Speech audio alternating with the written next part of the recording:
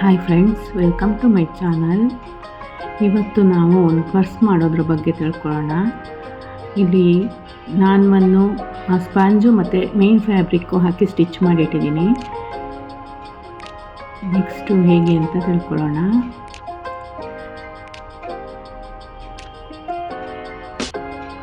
Next 2.5 ಇಂಚು mark ಮಾಡ್ಕೊಳ್ಳಿ.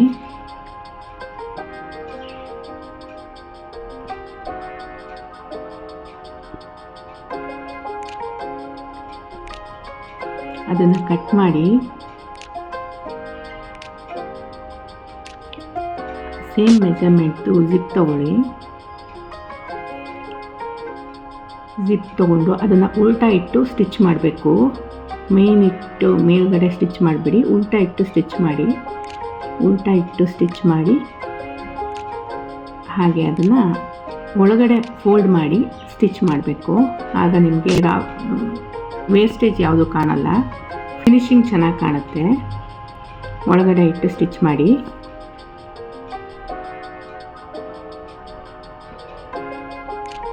ಹಾಗೆ cut ಮಾಡ್ಕೊಂಡಿದ್ವಲ್ಲ ಅದೇ ಪೀಸನ್ನು ಉಲ್ಟಾ ಇಟ್ಟು ಜಿಪ್ ಮೇಲೆ ಅದನ್ನು ಸ್ಟಿಚ್ ಮಾಡ್ಕೊಳ್ಳಿ.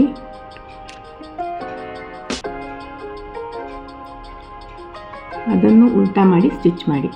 ನಿಮಗೆ ಯಾವುದೇ ರೀತಿ ಸ್ಟಿಚ್ ಮಾಡಿದ್ದು ಯಾವುದೇ ರೀತಿ ಕಾಣಿಸ್ಬಾರ್ದು, ಫಿನಿಶಿಂಗ್ ಚೆನ್ನಾಗಿ ಬರಬೇಕು ಅನ್ನೋ ಕಾರಣಕ್ಕೆ ಹೀಗೆ ಮಾಡಬೇಕು. ಹೀಗೆ ಮಾಡಿದ್ರೆ ನಿಮಗೆ ತುಂಬ ಚೆನ್ನಾಗಿ ಫಿನಿಶಿಂಗ್ ಬರುತ್ತೆ.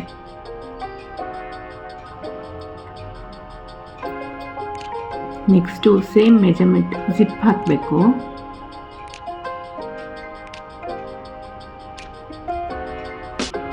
ಜಿಪ್ ಅಟ್ಯಾಚ್ ಮಾಡ್ಕೊಳ್ಳಿ.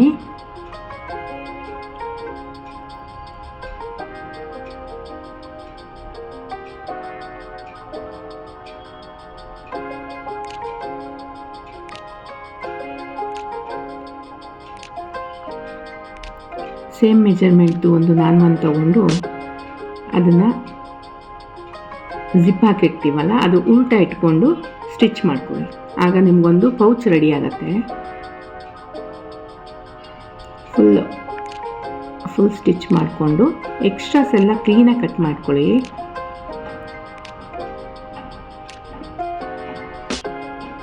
ನೋಡಿ, ಈಗ ಒಂದು ಪೌಚ್ ರೆಡಿ ಆಯಿತು. ನಿಮಗೆ ಎಕ್ಸ್ಟ್ರಾಸ್ ಎಲ್ಲ ಕ್ಲೀನಾಗಿ ಕಟ್ ಮಾಡ್ಕೊಂಬಿಡಿ.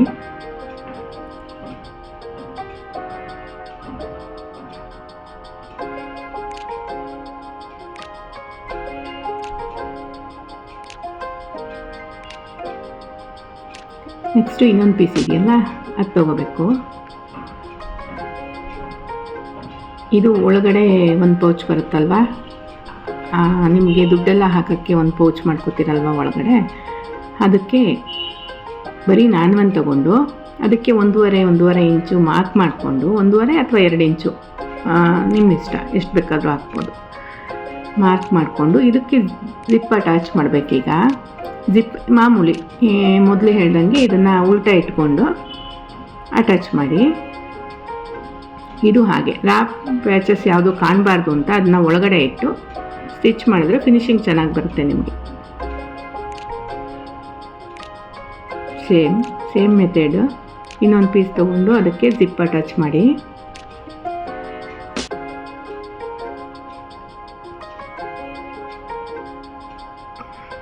ಇದನ್ನು ಸೇಮ್ ಒಳಗೆ ಫೋಲ್ಡ್ ಮಾಡಿ ಇನ್ನೊಂದು ಸ್ಟಿಚ್ ಹಾಕಿ. ಇದನ್ನು ನಿಮಗೆ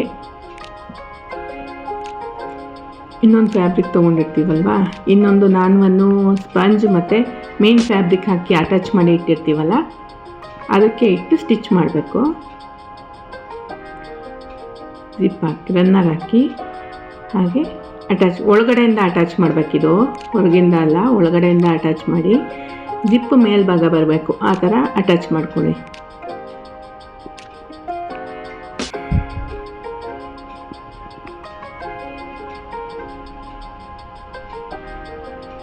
ಎಕ್ಸ್ಟ್ರಾಸ್ ಎಲ್ಲ ಕಟ್ ಮಾಡ್ಕೊಳ್ಳಿ. ನೋಡಿ, ಇಲ್ಲೊಂದು ಪೌಚ್ ಆಯಿತು.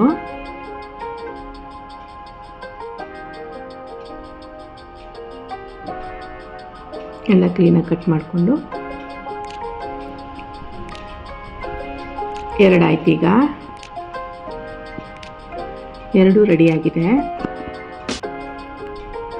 ಈಗ ಇನ್ನೂ ಒಂದು ಜಿಪ್ ತಗೊಂಡು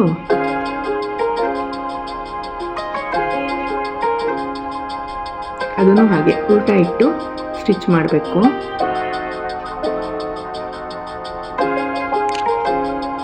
ಸೇಮ್ ಮೆಥಡ್ ಒಳಗೆ ಫೋಲ್ಡ್ ಮಾಡಿ ಸ್ಟಿಚ್ ಮಾಡಬೇಕು. ನೋಡಿ ಫಿನಿಶಿಂಗ್ ಎಷ್ಟು ಚೆನ್ನಾಗಿ ಕಾಣಿಸ್ತಾ ಇದೆ.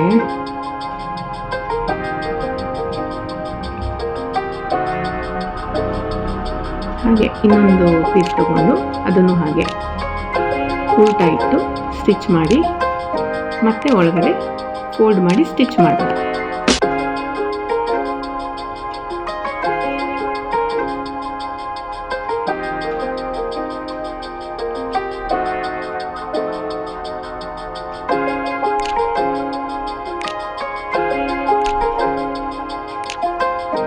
ಫಿನಿಶಿಂಗು ತುಂಬ ಚೆನ್ನಾಗಿ ಬಂದಿದೆ ನೋಡಿ. ನೀವು ಇದಕ್ಕೆ ಇಂಥದ್ದೇ ಬಟ್ಟೆ ಬೇಕು ಅಂತೇನಿಲ್ಲ, ನಿಮಗೆ ಯಾವ್ದು ಬಟ್ಟೆ ಇದೆ, ಎಕ್ಸ್ಟ್ರಾ ಬಟ್ಟೆಗಳು ಮನೇಲಿ ಪೀಸು, ಬ್ಲೌಸ್ ಪೀಸು ಯಾವುದ್ರಲ್ಲಿ ಬೇಕಾದರೂ ಮಾಡ್ಕೋಬೋದು ನೀವು. ಇದನ್ನು ಊಟ ಮಾಡಿ ಈಗ ಸ್ಟಿಚ್ ಹಾಕಿ. ಫುಲ್ಲು 3 ಸೈಡು ಸ್ಟಿಚ್ ಹಾಕ್ಕೊಳ್ಳಿ. ಓಪನ್ ಇರುತ್ತಲ್ವ 3 ಸೈಡು, ಒಂದು ಸೈಡು ಜಿಪ್ ಹಾಕಿರುತ್ತೆ, 3 ಸೈಡು ಓಪನ್ ಇರುತ್ತೆ. 3 ಸೈಡನ್ನು ಸ್ಟಿಚ್ ಹಾಕಿ.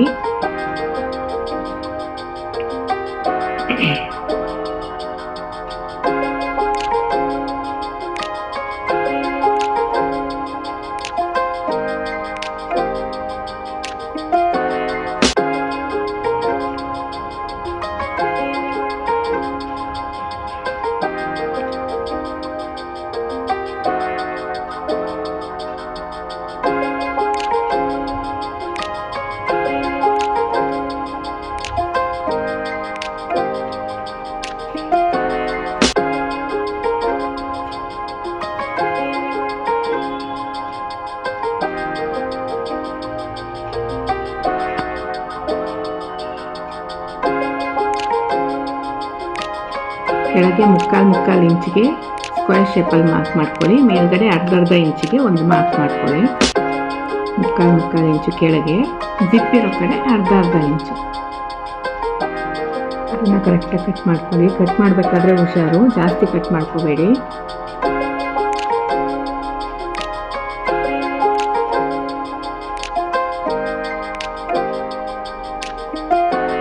ನಾಲ್ಕು ಕಡೆನೂ ಕಟ್ ಮಾಡಿ.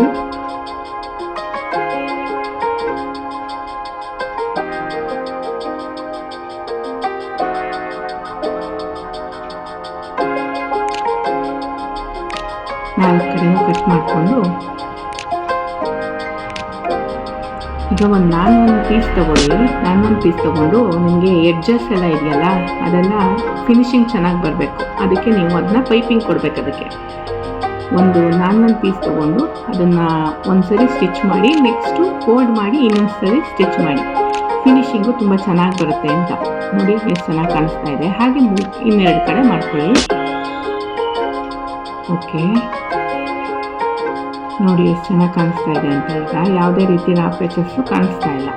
ಈಗ ಕಟ್ ಮಾಡ್ಕೊಂಡಿದ್ದೀವಲ್ಲ ಅದನ್ನು ಸಮವಾಗಿ ಫೋಲ್ಡ್ ಮಾಡಬೇಕು. ಫೋಲ್ಡ್ ಮಾಡಿ ಒಂದು ಸ್ಟಿಚ್ ಹಾಕ್ಕೊಳ್ಳಿ. ನೆಕ್ಸ್ಟು ಇನ್ನೊಂದು ಹಾಗೆ ಮಾಡಿ. ನೋಡ್ಕೊಳ್ಳಿ, ಬಟ್ಟೆ ಸಿಕ್ಕಾಕೋಬಾರ್ದು, ಅದು ಕ್ಲೀನಾಗಿ ಮಾಡಿ.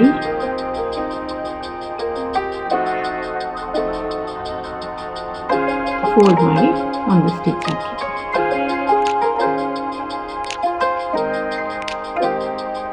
ಅದನ್ನು ಕೂಡ ನಾನಲ್ಲಿ ಫಿನಿಶಿಂಗ್ ಕೊಡಬೇಕು, ಪೈಪಿಂಗ್ ಕೊಡಬೇಕು. ಆಗ ನಿಮಗೆ ರಾ ಪ್ಯಾಚಸ್ ಯಾವುದು ಕಾಣಲ್ಲ, ಹಾಗೆ ಫಿನಿಶಿಂಗ್ ಕೂಡ ತುಂಬ ಚೆನ್ನಾಗಿ ಬರುತ್ತೆ.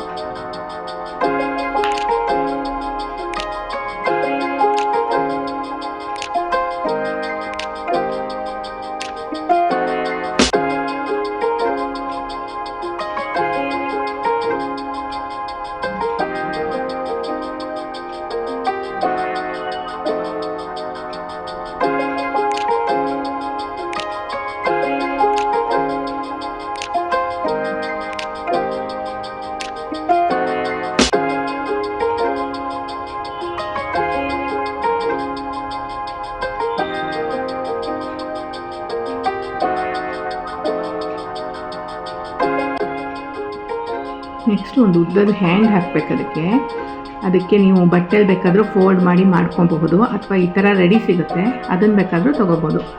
ನಾನು ಬ್ಲ್ಯಾಕ್ ಕಲರ್ದು ರೆಡಿದು ತೊಗೊಂಡಿದ್ದೀನಿ. ಅದನ್ನು ಯಾವ ಕಡೆ ಇಟ್ಟು ಹೊಲಿಬೇಕು ಅನ್ನೋದನ್ನ ಮಾರ್ಕ್ ಮಾಡ್ಕೊಳ್ಳಿ, ಯಾಕೆಂದರೆ ಅದನ್ನು ಒಳಗೆ ಹಾಕಿರ್ತೀವಲ್ವ ನಮಗೆ ಸರಿಯಾಗಿ ಗೊತ್ತಾಗಲ್ಲ. ಅದಕ್ಕೋಸ್ಕರ ಕರೆಕ್ಟಾಗಿ ಒಂದು ಮಾರ್ಕ್ ಮಾಡ್ಕೊಂಡ್ಬಿಡಿ, ಆಗ ಕರೆಕ್ಟಾಗಿ ಗೊತ್ತಾಗುತ್ತೆ. ನೀವು ಓಪನ್ ಮಾಡಿದಾಗ ಜಿಪ್ ಬಿಚ್ಚೋಗ್ಬಿಡುತ್ತೆ, ಅದಕ್ಕೆ ಜಿಪ್ಪನ್ನ ಒಂದು ಲಾಕ್ ಮಾಡ್ಕೊಳ್ಳಿ, ಸ್ಟಿಚ್ ಮಾಡಿ, ಆಗ ಜಿಪ್ಪು ಬಿಚ್ಚೋಗಲ್ಲ. ಲಾಕ್ ಮಾಡಿಕೊಂಡು ಓಪನ್ ಮಾಡಿ. ಈಗ ಓಪನ್ ಮಾಡಿ ಒಳಗಡೆ ನಾವು ಹ್ಯಾಂಡಲ್ ತಗೊಂಡಿರ್ತೀವಲ್ಲ ಅದನ್ನು ಹಾಕಿ ಸ್ಟಿಚ್ ಮಾಡಿ.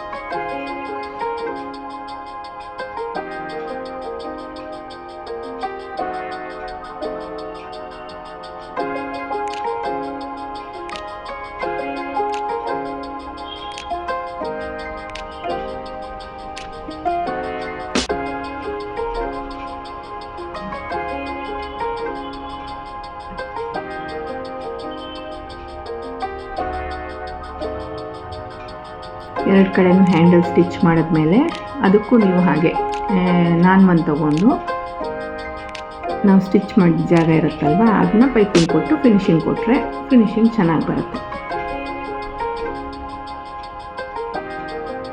ಈಗ ಉಲ್ಟಾ ಮಾಡಿ. ನಾವು ಫ್ಯಾಬ್ರಿಕ್ ಹಾಕಿರ್ತೀವಲ್ಲ ಅದು ಮೇಲೆ ಬರೋ ಥರ ಉಲ್ಟಾ ಮಾಡಿ ಕ್ಲೀನಾಗಿ ಎಡ್ಜಸ್ ಎಲ್ಲ ಎಳ್ಕೊಂಡು